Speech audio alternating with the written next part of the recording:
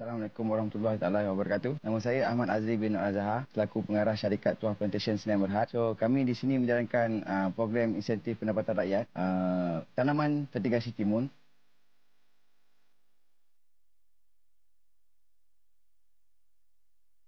Polybag sebanyak 4 ke 5 kilo. So far, alhamdulillah, ini adalah musim kedua kami dalam setiap 2 plot yang telah dijalankan. So, hasil kami dapat, alhamdulillah, so far achieve untuk 4 kilo ke 5 kilo satu polybag. Peserta yang menyertai program insentif pendapatan rakyat ini seramai 10 orang di site Sungai Mahang ini. Semuanya terdiri daripada golongan-golongan B40 lah yang kita pilih dari melalui program iKasih. Sekarang ni nak petik buah bang.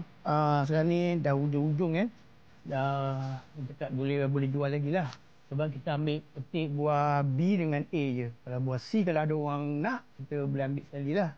Okey, kalau untuk makluman semua, sekarang kita dah sampai hari yang ke-28.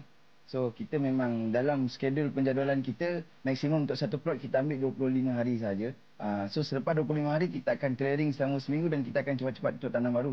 Kita akan konsisten untuk setiap tahun tu.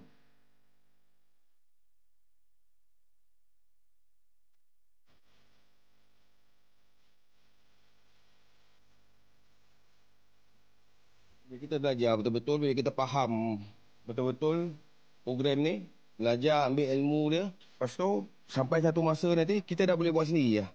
Jadi bila kita nak buat sendiri, tu masa nak tanam timun, dia dah tahu dah macam mana selok-belok dia. Apa yang perlu kita ada, apa yang perlu kita sediakan, penjagaan dia macam mana, kita dah tahu dah. Program ini adalah sangat baik, insentif pendapatan rakyat ni. Terutamanya dapat membantu golongan B40 untuk keluar daripada kemiskinan. Dan saya berharap program ini akan terus dijalankan supaya dapat membantu golongan-golongan B40 ini untuk keluar daripada kemiskinan. Dan semestinya diorang dapat belajar dan dapat ilmu tentang bagaimana untuk jadi seorang usahawan tak selepas ini. Bukan hanya bekerja semata-mata dan mungkin selepas mendapat ilmu dan mendapat bagaimana cara ataupun pengetahuan dan kemudian hari mungkin diorang boleh buka perniagaan sendiri dan menjadi seorang usahawan sendiri, insyaAllah.